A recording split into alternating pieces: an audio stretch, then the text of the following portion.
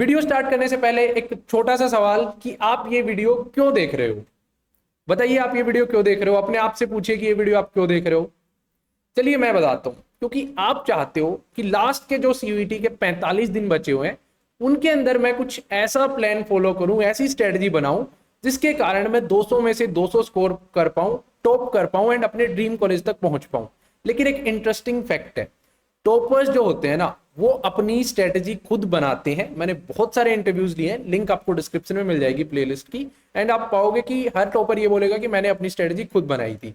सो इस वीडियो में हम यही सीखने वाले हैं कि कैसे आप अपनी स्ट्रेटजी खुद से बना सकते हैं। एंड दूसरे की स्ट्रेटजी फॉलो करोगे तो इतना तो श्योर है कि आप टॉप नहीं कर पाओगे, भले इस यूईटी में ठीक ठाक मार्क्स जो है वो आप स्कोर जरूर कर सकते हो।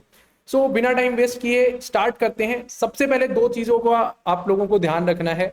अगर आपके बोर्ड्स अच्छे गए हैं तो ज्यादा हवा में नहीं उड़ना है, क्योंकि काफी बच्चे यही करते हैं कि बोर्ड्स अच्छे गए हम तो तोप खान हैं, हम तो ये कर देंगे, बहुत इजी होती हैं चीजें, वो अपनी कंसिस्टेंसी को तोड़ देते हैं। लेकिन जैसे क्रिकेट में क्रिकेटर्स ये बोलते हैं कि यार फॉर्म में आने में जितनी मेहनत लगती है ना, फॉर्म को मेंटेन करने में उससे ज्यादा मेहनत लगती है। तो same is with this CUET exam. Form में हो, ज्यादा हवा में नहीं उड़ना है, बट कंसिस्टेंट जो है वो आपको रहना है। दूसरी चीज, काफी बच्चे ये सोचते हैं कि यार बोर्ड्स तो खराब हो गए, बोर्ड्स तो बिगड़ गए, अब हम कुछ नहीं कर पाएंगे। ऐसा बिल्कुल नहीं है। बहुत सारे एग्जाम्पल्स ऐसे हैं, आप देखोगे एसआरसीसी में, स्टीफंस में, हिंदू में, हंसराज में, बहुत सारे ऐसे बच्चे हैं जिनके बोर्ड्स खराब गए, उस चीज से उनको धक्का लगा, उसके बाद उन्होंने पढ़ाई चालू की एंड आज वो टॉप कॉलेज में पहुंचे। सीयूईटी में उन्होंने 800 में से 800 भी स्कोर किए, 800 में से 790 भी स्कोर किए। तो अभी टाइम जो है वो है आपके पास, टेंशन नहीं लेनी है कि बोर्ड्स खराब हो गए तो अब नहीं हो पाएगा। ठीक है, सो चलिए नेक्स्ट हम देखते हैं। ये जो 5 चीजें हैं ना जो मैंने यहाँ पे लिखी हैं, इनको एक बार फटाफट देख लो, एक्चुअल स्ट्रेटजी कैसे बनानी है वहां तक पहुंचने से पहले। क्योंकि ये 5 चीजें एक्चुअली कोई भी कॉम्पिटेटिव एग्जाम आप देते हो, बच्चा ये फील करता है। इन 5 में से लो कॉन्फिडेंस हो गया, फीलिंग बोर्ड हो गया, स्ट्रेस हो गया, ओवर कॉन्फिडेंस हो गया, डिस्ट्रैक्शन हो गया। एंड अगर आपके साथ भी कुछ ऐसा हो रहा है तो कोई गलत नहीं है यार, प्रैक्टिकली हर किसी इंसान के साथ होता है। अगर आप इंसान है तो हर किसी इंसान के साथ ये 5 चीजें होती हैं। भले ही आप सीयूईटी का एग्जाम दे रहे हो, आप यूपीएससी का दे रहे हो, एसएससी का दे रहे हो, हर कोई इन 5 चीजों को फेस करता है। काफी बच्चे ये सोचने लग जाते हैं कि यार मेरे को ही स्ट्रेस हो रही है, औरों को नहीं हो रही। भाई सबको होती है ये, ठीक है। कोई भी एग्जाम दो, एग्जाम ना भी दो, लाइफ में कुछ ऐसी चीज कर रहे हो जो पहली बार कर रहे हो तो लो कॉन्फिडेंस होता है। लेकिन लो कॉन्फिडेंस होना गलत नहीं है, वो कितनी देर के लिए हो रहा है, आप कितनी देर के लिए लो कॉन्फिडेंस में रह रहे हो। ठीक है, फटाफट आपको उस स्टेट से बाहर निकलना है, स्ट्रेस से बाहर निकलना है। लो कॉन्फिडेंस में हो तो लो कॉन्फिडेंस से बाहर निकलना है, पढ़ाई करनी है। ये सारी चीजें आपको ध्यान रखना है। इनमें से कुछ भी हो रहा है तो कुछ गलत नहीं है, सबके साथ होता है। ठीक है, तो आप लोगों को ज्यादा टेंशन नहीं लेने की, यार मेरा दोस्त तो काफी अच्छा कर रहा है, मैं तो बहुत लो फील कर रहा हूँ, ये फील कर रहा हूँ। डोंट वरी यार, आप अच्छा कर रहे हो। अगर आप पढ़ाई कर रहे हो तो आप अच्छा कर रहे हो। एंड हर किसी को ये प्रॉब्लम होती है, लेकिन जो इन चीजों से फटाफट बाहर आकर के दोबारा पढ़ाई स्टार्ट कर देता है या काम स्टार्ट कर देता है, वही बच्चा अच्छे मार्क्स जो है वो लेकर के आता है और अच्छा परफॉर्म करता है। तो टेंशन ज्यादा नहीं लेनी है। ये मेरा एक दोस्त है एयरफोर्स में, उसने मेरे को छोटी सी चीज बताई थी, स्क्रीन पे है ये आपके। इसको मैं वीडियो के लास्ट में समझाऊंगा इसका मतलब क्या है। एयरफोर्स में पायलट है मेरा दोस्त, तो उससे मैं बात कर रहा था, तो कुछ ये उसने मेरे को बताया था, तो मैं आपको लास्ट में बताता हूँ। सीयूईटी के ऊपर आते हैं डायरेक्टली। सो देखिए, सीयूईटी का पैटर्न आप सभी को पता होगा, नहीं पता है तो एक बार फटाफट बता देता हूँ कि सीयूईटी में आपके लैंग्वेज और जो डोमेन होते हैं वो 200 नंबर के होते हैं। जनरल टेस्ट 250 नंबर का होता है, एक क्वेश्चन 5 नंबर का होता है। एंड यहाँ पे आपके 50 क्वेश्चन आते हैं लैंग्वेज और डोमेन में, जिसमें से 40 करने होते हैं, तो 40 इंटू 5 200। यहाँ पे आपके 60 क्वेश्चन आते हैं जनरल टेस्ट में, तो 60 में से 50 करने होते हैं, 50 इंटू 5 250 बन जाता है। एक क्वेश्चन भी गलत करते हो तो आपकी नेगेटिव मार्किंग होती है -1 की। एंड उसके बाद टोटल मार्क्स की अगर बात करें तो बच्चे बहुत कंफ्यूज होते हैं, 600 का होता है, 650 का होता है या 800 का होता है। देखिए यार, वो डिपेंड करता है कि आप जिस यूनिवर्सिटी और कोर्स में एडमिशन लेना चाहते हो वहां पे आपके बेस्ट 3 मांगे गए हैं, बेस्ट 4 मांगे गए हैं, या फिर जनरल टेस्ट के साथ एक लैंग्वेज और कोई भी एक और सब्जेक्ट मांगा गया है, उसके ऊपर वो डिपेंड करेगा। तो आपको यूनिवर्सिटी प्लस कोर्स देख के ये पता चल जाएगा। ठीक है, कैसे देखना है, कैसे पता चलेगा, वो भी मैं अभी आपको बताता हूँ। एंड आगे आप अपनी स्ट्रेटेजी बिल्ड करें उससे पहले आप लोगों को ये कंफर्म होना चाहिए कि यार मैं इस यूनिवर्सिटी के इस कोर्स को ना अब टारगेट कर रहा हूँ। क्योंकि जब तक आपका एम जो है वो फाइनल नहीं होगा कि कहाँ पे मेरे को निशाना लगाना है, तब तक आप लोग क्या स्ट्रेटजी बनाओगे यार, किस चीज के लिए पढ़ाई करोगे बिना किसी एम के। तो ये आपको फाइनल करना है। ये फाइनल करोगे तो वहां से ये निकल करके आ जाएगा कि कितने लैंग्वेज डोमेन देने हैं, जनरल टेस्ट देना है या नहीं देना है। एंड काफी बच्चे इसी चीज को लेकर के बहुत ज्यादा दिनों तक कंफ्यूज रहते हैं। तो जो इंडियन आर्मी के फील्ड मार्शल थे मानिक शो, उन्होंने एक बात बोली थी यार, if you want to be a fool be fast and stand by your decisions. तो अगर आप कंफ्यूज हो तो फटाफट डिसीजन लो, गलत होगा सही होगा वो इस चीज पे डिपेंड करता है कि आप अपने डिसीजन को कितना बैक करते हो, बाद में कितना उसके लिए मेहनत करते हो। ठीक है, अब मैं आपको एक छोटा सा टूल बता देता हूं जो आपको डिसीजन लेने में हेल्प करेगा। तो ये आपका ड्यूबडी ऐप है। ड्यूबडी ऐप के ऊपर हमने इसी कंफ्यूजन के लिए कि कौन सी यूनिवर्सिटी में कौन सा कोर्स मुझे करना है एंड उसके लिए क्या क्या रिक्वायरमेंट्स हैं डोमेन एंड लैंग्वेजेस की, हमने कोर्स एलिजिबिलिटी का एक फीचर बनाया है आप लोगों के लिए, जहां पे अगर आप अपने क्लास 12 के सब्जेक्ट्स डालते हैं उसके बाद ऑटोमेटिकली आपको सीयूईटी के अंदर जितनी भी यूनिवर्सिटीज हैं उनकी लिस्ट आ जाएगी। वहां पे आप किस यूनिवर्सिटी के किस कोर्स में एलिजिबल हैं, किस कोर्स में एलिजिबल नहीं है, साथ ही साथ अगर आप एलिजिबल नहीं है तो क्यों एलिजिबल नहीं है वहां पे, यानी कौन सा सब्जेक्ट आपके पास 12th में नहीं है, मिसिंग है, वो आपको पता चल जाएगा यहाँ पे क्लिक करते ही। एंड जहां पे आप एलिजिबल हैं, लेट्स से कि बीकॉम ऑनर्स में आपको जाना है, तो आप 12th की क्या रिक्वायरमेंट है, सीयूईटी की क्या रिक्वायरमेंट है वहां पे कि आपके पास ये सब्जेक्ट्स होने चाहिए। जैसे कि यहाँ पे आप देखेंगे डीयू का थोड़ा सा कॉम्प्लेक्स सा प्रोसेस होता है, तो हमने आपके 12th के सिलेबस के अंदर से सीयूईटी में आप कौन से दे सकते हो ये सारे कॉम्बिनेशंस भी बना करके आप लोगों के लिए दिखा दिए हैं। तो आप ये जाकर के अपने यूनिवर्सिटीज, जितनी भी यूनिवर्सिटीज हैं सीयूईटी के अंडर, डीयू हो गया, एएमयू हो गया, सबके अंदर जाकर के चेक कर सकते हो कि कौन से कोर्स में 12th की क्या रिक्वायरमेंट है, सीयूईटी की क्या रिक्वायरमेंट है।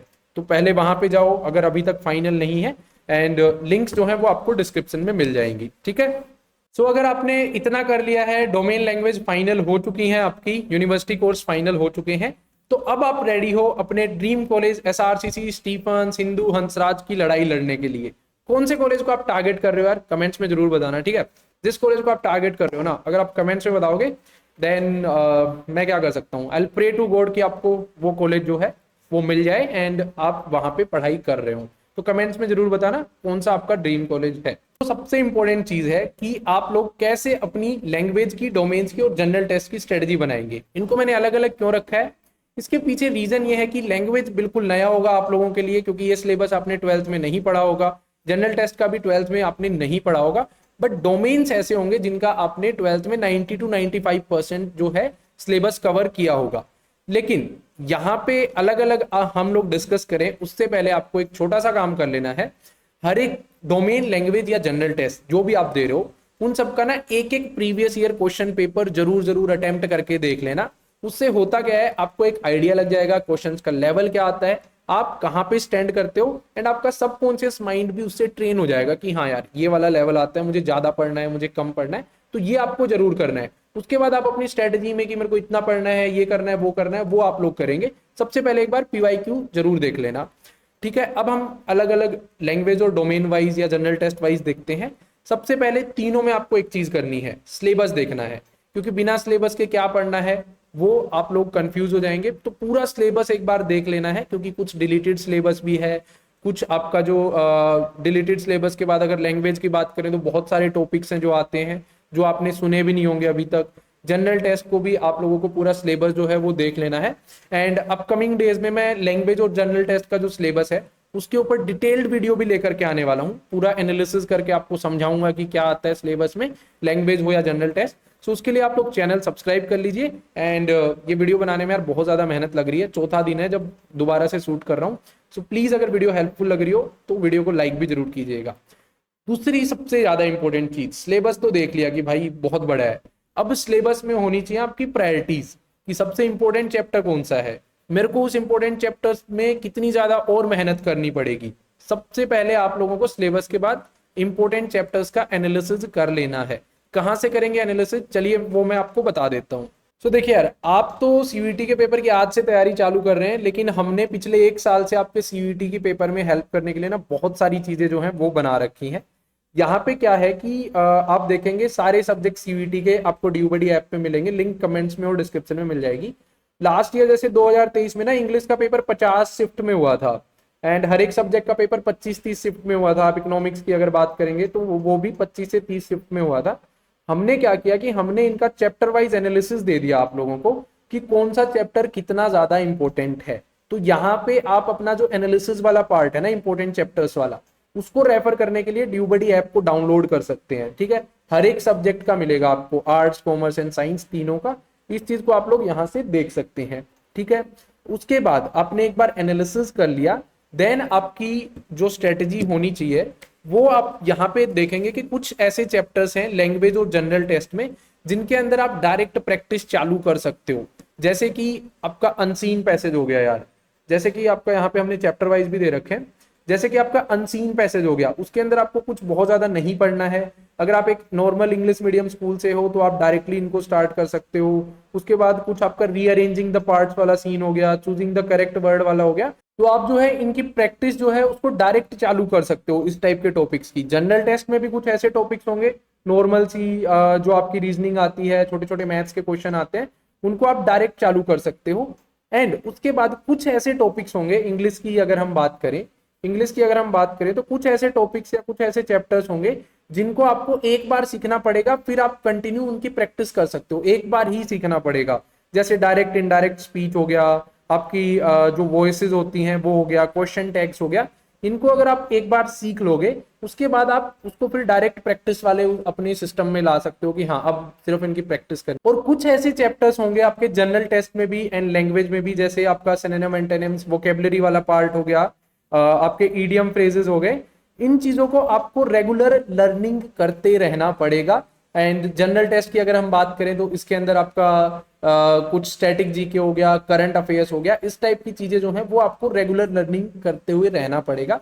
तो उन चीजों के लिए आप अलग से अपना टाइम रखिए कि हाँ डेली में आधा घंटा या 1 घंटा इंग्लिश के ऊपर नई चीजें सीख रहा हूँ, 1 घंटे में ये वाली चीजें प्रैक्टिस कर रहा हूँ। ठीक है, same with the general test, आपको कि जो आपको डायरेक्ट प्रैक्टिस हो सकती है उसको डायरेक्ट प्रैक्टिस करो, नई चीजें सीखनी है उनको आप नया सीखते हुए चलो रेगुलर, क्योंकि ये जब तक आपका एग्जाम नहीं हो जाएगा ना तब तक आपके लिए ये सेम रहने वाला है।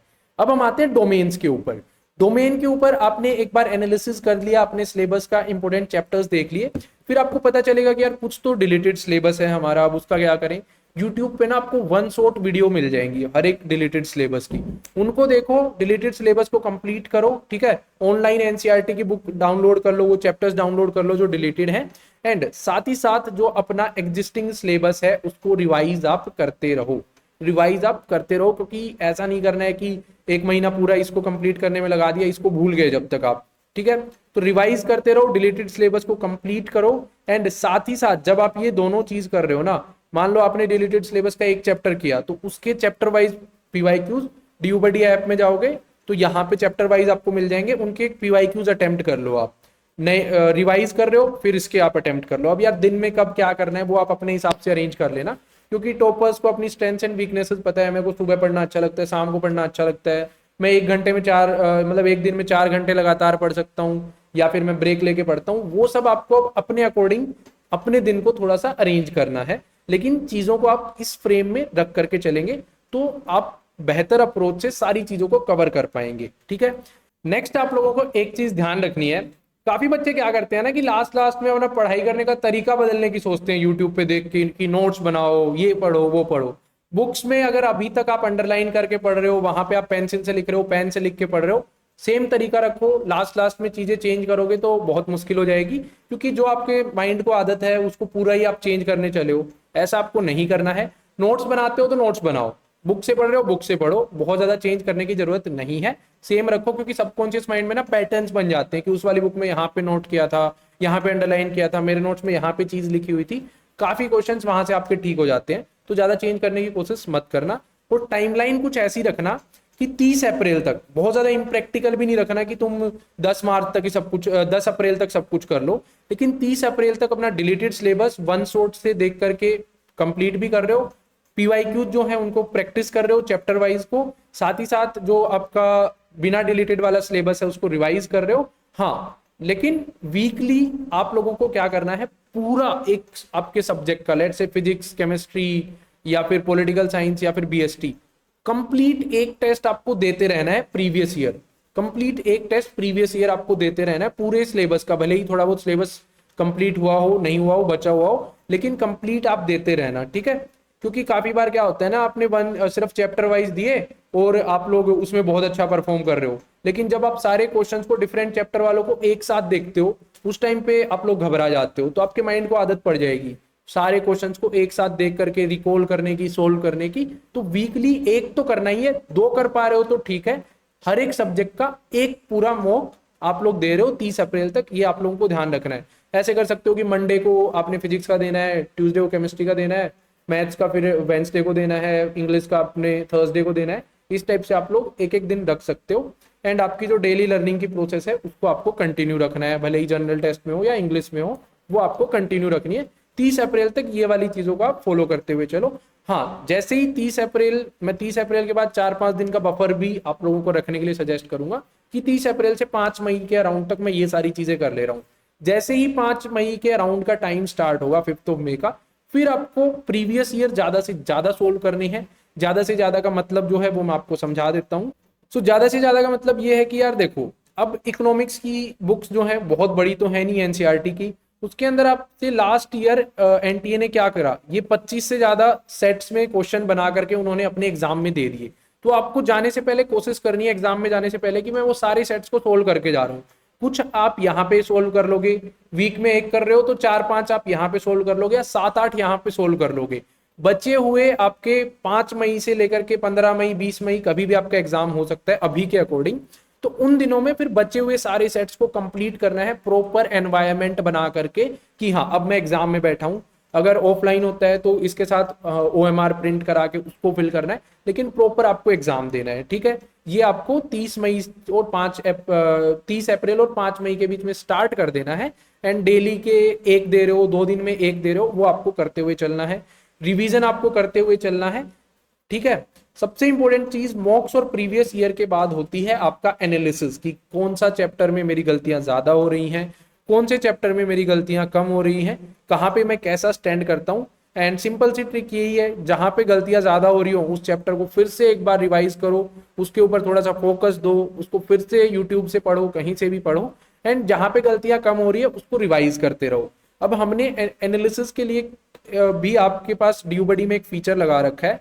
जैसे ही आप टेस्ट को सबमिट करते हो, यहाँ पे आपकी परफॉर्मेंस दिख जाती है कि आपका कौन सा चैप्टर वीक है, कौन सा चैप्टर स्ट्रॉन्ग है।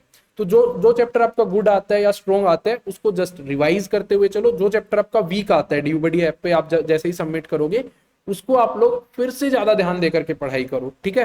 तो यही सारी चीजें आपको रखनी है, आपका जो स्ट्रेटजी होना चाहिए उसके अंदर। अब मैंने ये नहीं बोला कि सुबह ये कर लो, शाम को ये कर लो, तब ये कर लेना, तब वो कर लेना।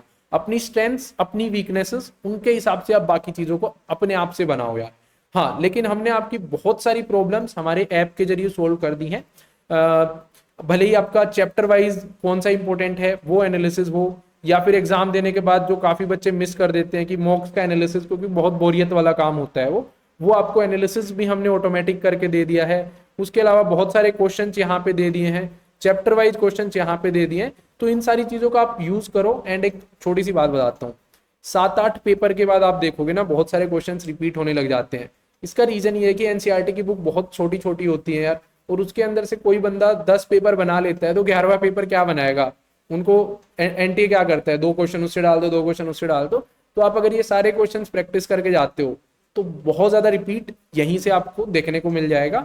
सो इस वीडियो को हम लोग यहीं पे एंड करते हैं। आई होप आप लोगों को इस वीडियो के अंदर से बहुत सारे पॉइंट्स ऐसे मिलेंगे जिनको यूज करके आप अपनी स्ट्रेटजी बना पाएंगे, 200 में से 200 स्कोर कर पाएंगे, अपने ड्रीम कॉलेज की तरफ जो है वो एक स्टेप आगे बढ़ा पाएंगे। अगर आपको ये वीडियो हेल्पफुल लगी हो तो यार वीडियो को लाइक कीजिएगा, क्योंकि जैसे आपका सीयूईटी एग्जाम है वैसे ही जो आप लाइक बटन प्रेस करते हो वो मेरा एग्जाम है।